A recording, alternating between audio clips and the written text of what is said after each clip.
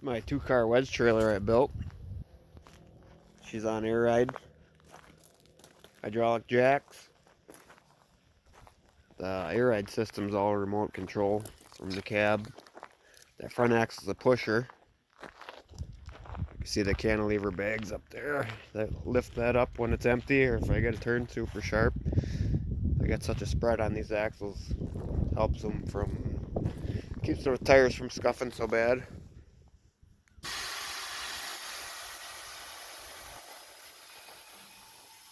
I got the A button on my remote is for the pusher, and I gotta hold B and D together to dump the rear axle so I don't accidentally drop her on the highway when we're cruising along.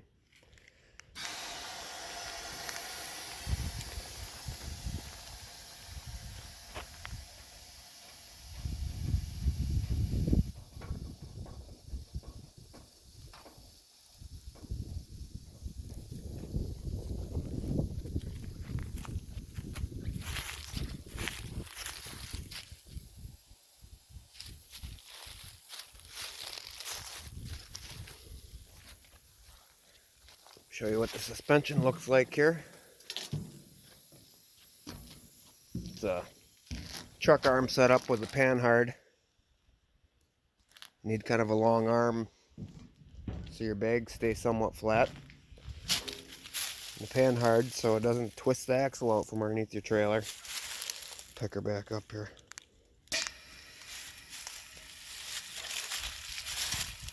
Run by a ride control valve out of a dump truck. These bags are actually tag axle bags out of a dump truck as well. They hold an insane amount of weight. The trailer empty with just this back axle down. I think it runs around 20 psi in the system, so not very much. If I run all 4 axles on the ground with the trailer empty, it splits that in half, 10 psi, and it's kind of bouncy. So we know airbags gain spring rate with increased pressure. So at 10 pounds, she's pretty bouncy. Move forward here. There's my air tank. Got a tank. Got an auxiliary for pumping up tires, whatever you got to do. So I decked this in here so I can throw parts and junk and fenders, doors, whatever I find, whatever I need. Got a spare hub in here. There's the brain of the operation. I got a single Air Max. I think that's a 580. It was the biggest one they had.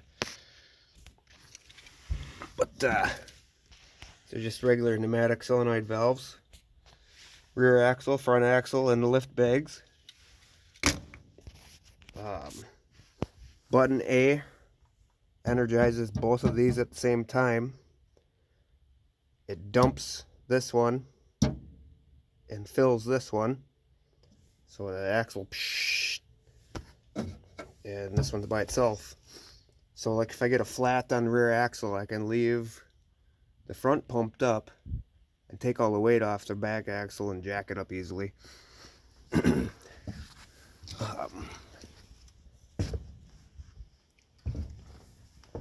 Here's all my electronics.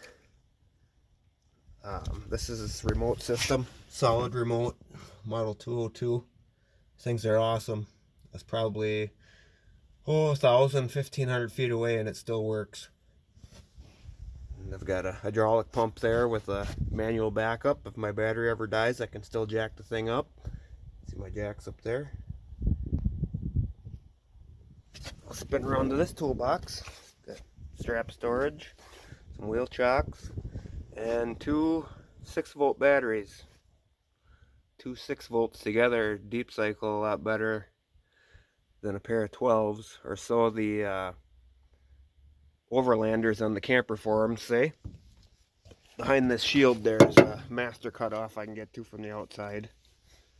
Got a wireless remote winch too, 13K. Cheapest piece of crap I could find on Amazon, and I gotta say it works awesome.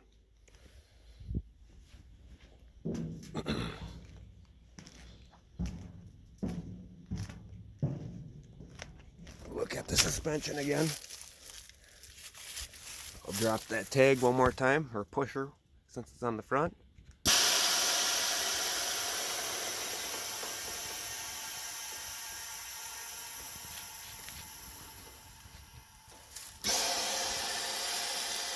It lifts up kind of slow, but if you're a couple 100 feet away from a stop sign, you got to turn sharp.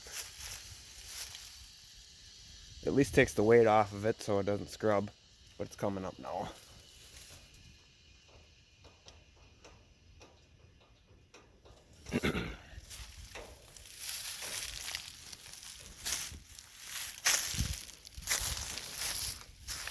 I dropped her in the mud the other day here and spun out on my deck, but the taillights are recessed in there, steel on the bottom.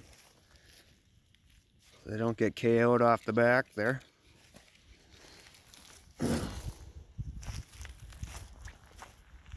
Switches. This is my compressor switch. This is an override in case I misplaced my remote. I can dump, that energizes all three of those valves.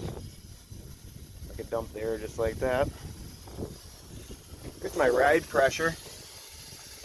Pump it back up here. 20 psi.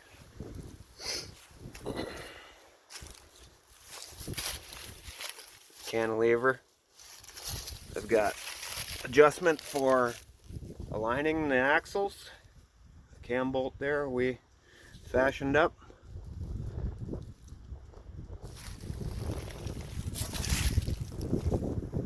My clamp setup. If I ever bend an axle on the highway, I don't have to do any welding or any cutting. Just unbolt it and swap it out.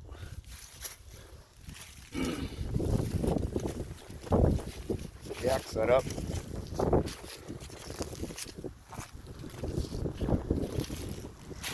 They're all dirty. I bled the air out of them, puked oil all over everything, and then hauled it down a dusty gravel road. So they're rust proof now. Get her cleaned up.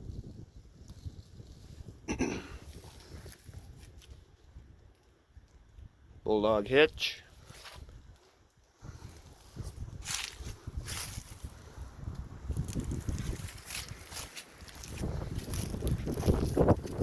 My switches for my jacks. This one turns pump on.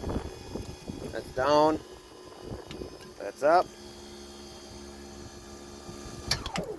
And also put it in relief mode so you can let it down slow.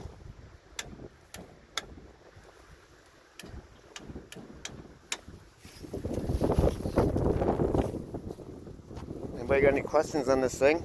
Don't be afraid to ask. I pretty much got her covered.